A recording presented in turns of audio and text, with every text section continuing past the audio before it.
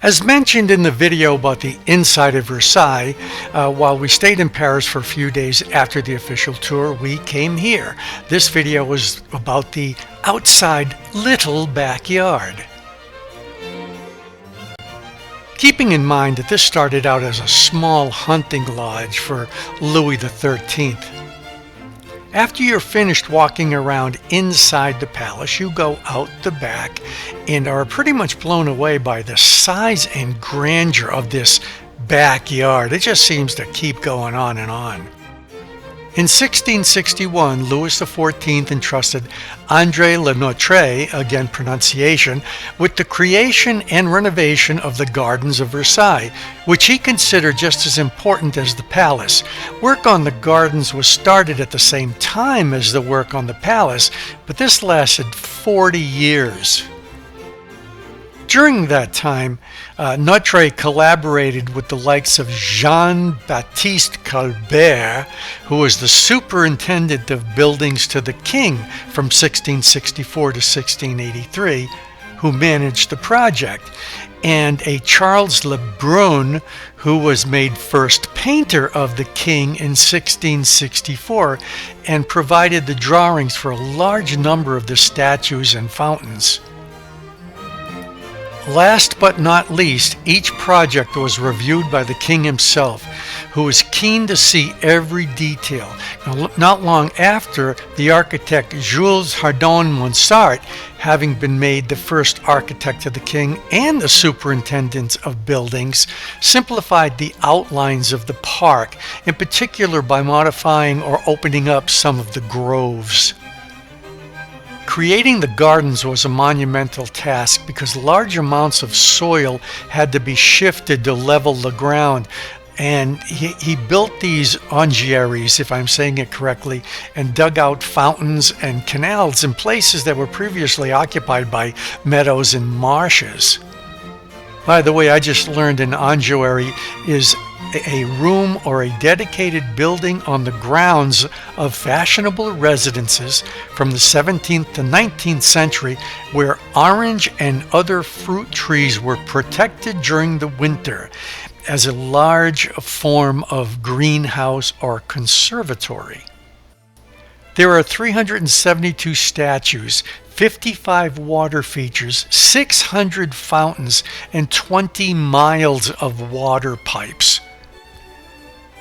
Trees were brought in from different regions of France. Thousands of men, sometimes even entire regiments, took part in this immense project. To maintain the design, the garden needed to be replanted approximately every 100 years.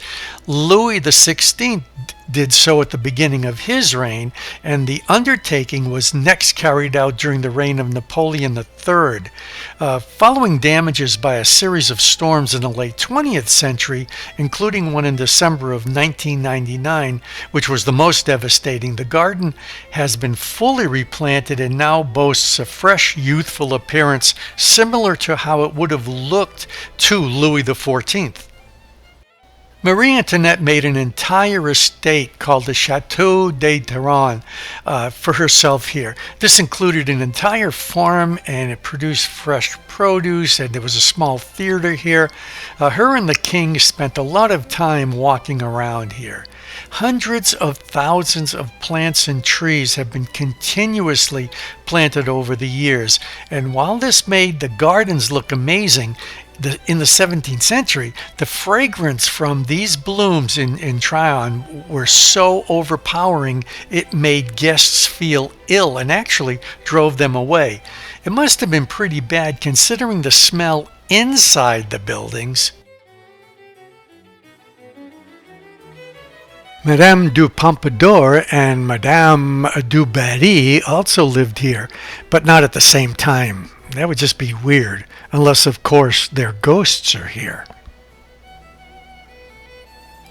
You walk around the grounds, which takes hours, and sometimes you can get the little buses that roam the area.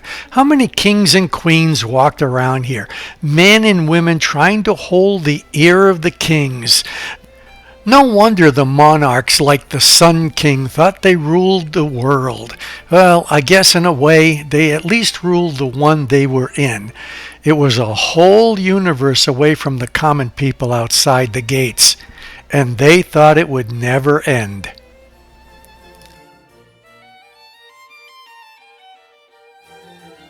There are smaller buildings all over the ground. Some you can go in and some you cannot.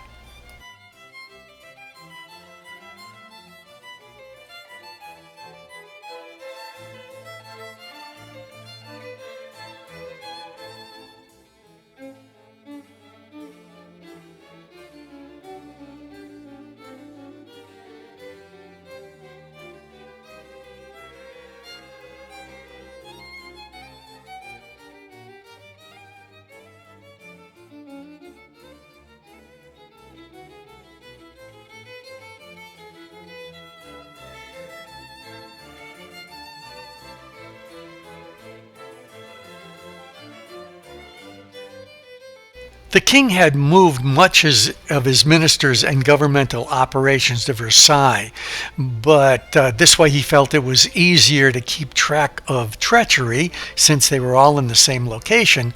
But eventually he got tired of it and he needed to get away. So he built this entire back section just for this.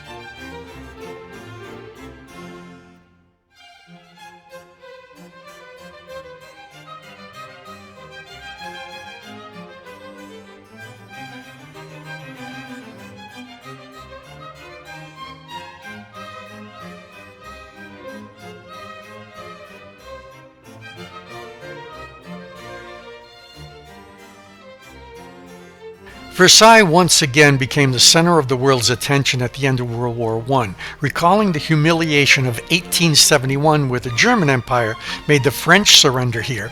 The Allies had the Germans sign here. But unfortunately, in this room, one of the greatest misjudgments of history was made in the signing of the treaty ending World War I, because it unfortunately laid the groundwork for World War II. The harsh terms which were placed on the German people and not the German royals led to the rise of the Nazi movement.